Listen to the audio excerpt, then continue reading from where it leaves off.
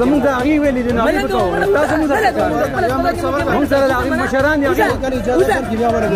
بنده ده کیمره بنده. د پېښور په 400 روډ د حیدر مومند روغتون کارکونکو د خیبر نیوز په ټیم حمله کړې او دوی د کوریج نه منع کړي. د هسپتال کارکونکو د خیبر نیوز ټیم وهلو او د کیمرې ماتولو کوشش هم کړی.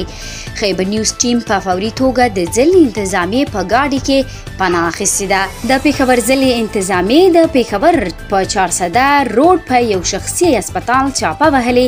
ضلع انتظامیې ته شکایت ترلاسه شوی و چې هسپتال کې غیر قانوني دوايانې ورکول کیږي. په دې موقع د هسپتال انتظامیې د خیبر نیوز په ټیم د حملې کوشش هم وکړو.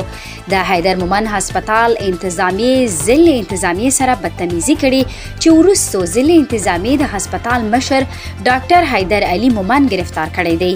د ضلع انتظامیې له اړخه ویلې شوي دي چې د هسپتال انتظامیې خلاف به سخته قانوني کاروایی عملي شي.